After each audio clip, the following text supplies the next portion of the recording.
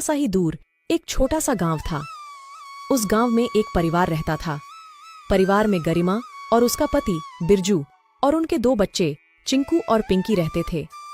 उनका परिवार बहुत हंसी खुशी जीवन व्यतीत कर रहा था कि तभी उनके जीवन में एक दुर्घटना होती है।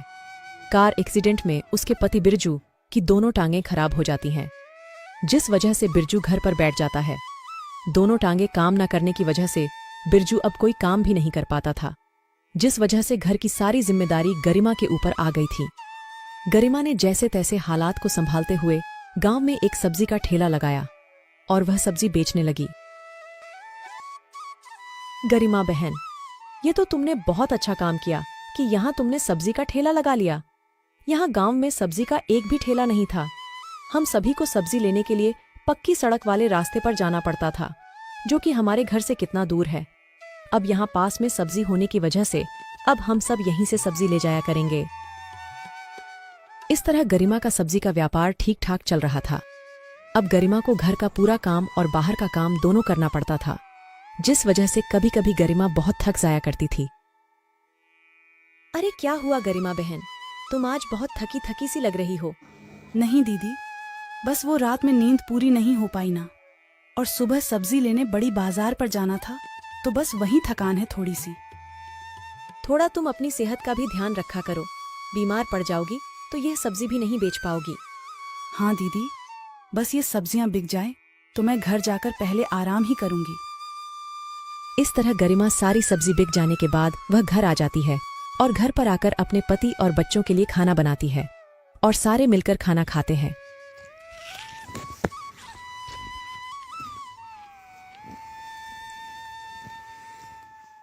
गरिमा, कैसा रहा तुम्हारा आज का दिन? जी ठीक रहा आज का दिन। सारी सब्जियां बिक गई।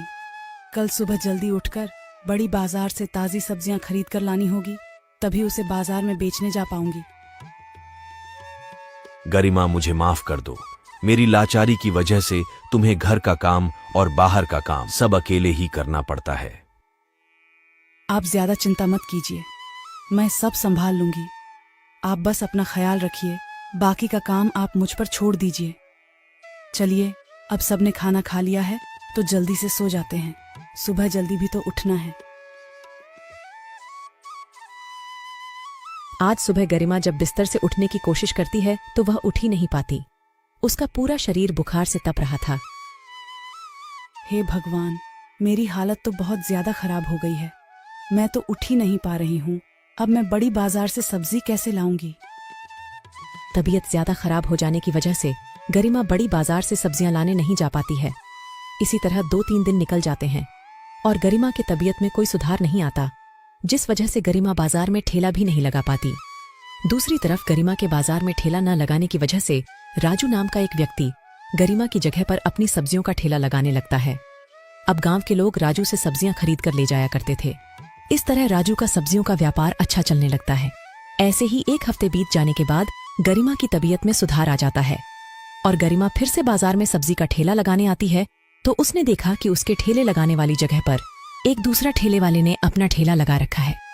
गरिमा उसी के बगल में अपना ठेला लगा लेती है, लेकिन गरिमा की दुकान पर कोई सब्जी खरीदने नहीं आता, क्योंकि 1 हफ्तों के अंदर में राजू का सब्जी का दुकान काफी अच्छा चलने लगा था और उसने काफी अच्छे ग्राहक भी बना लिए थे, जिसकी वजह से सब उसकी दुकान से ही सब्जियां खरीद रहे थे।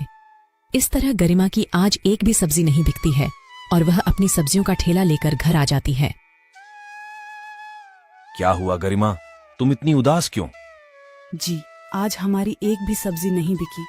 क्यों, गांव के लोगों ने सब्जी खाना बंद कर दिया है क्या? नहीं, ऐसी बात नहीं है।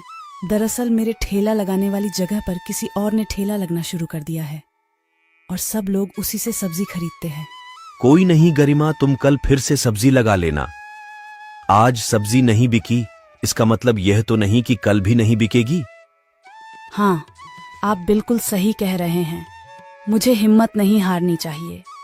मैं कल फिर से बाजार में सब्जी का ठेला लगाऊंगी। अगली सुबह गरिमा अपना ठेला लेकर अपनी जगह पर पहुंच जाती है, लेकिन आज भी कोई भी गरिमा से सब्जी नहीं खरीद रहा था। सब उसी ठेले वाले से ही सब्जियां खरीद रहे थे। एक भी सब्जी न बिकने से गरिमा बहुत परेशान हो जाती है। हे भगवान, आज भी एक भी सब्जी नहीं बिकी। ऐसे तो ये सारी सब्जियां खराब हो जाएगी। इतनी सारी सब्जियों का मैं क्या करूंगी, और मेरे पास अब इतने पैसे भी नहीं बचे कि कल बाजार जाकर मैं ताजी सब्जियां ला सकूं।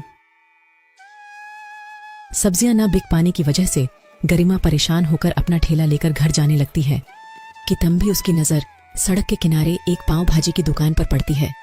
दुकान वाला पाव भाजी बना रहा था। वह दुकान वाला अलग अलग प्रकार की सब्जियां को मिलाकर उसकी भाजी बना रहा था। उसको देखकर गरिमा को एक विचार आता है। क्यों ना मैं पाव भाजी का ठेला लगाऊं। ये सारी सब्जियां भाजी बनाने में काम आ जाएगी।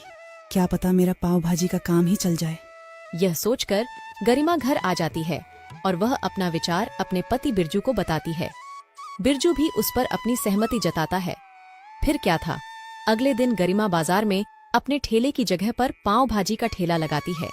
गरिमा के पाव भाजी के ठेले पर से बहुत अच्छी खुशबू आ रही थी, जिस वजह से लोग उसकी दुकान पर आते हैं और पाव भाजी खाते हैं। लोगों को गरिमा की बनाई हुई पाव भाजी बहुत पसंद आती है। थोड़ी ही देर में गरिमा की दुकान पर पाव भाजी खाने वालों की भीड़ लग जाती है और इस तरह गरिमा का पाव भाजी का काम चल जाता है। अब गरिमा सब्जियों का ठेला लगाना छोड़ पाव भाजी का ठेला लगाया करती थी। थोड़े ही दिन में गरिमा की स्थिति में काफी सुधार आ जाता है और फिर से वह सब अपना जीवन हंसी खुशी व्यतीत करने लगते हैं।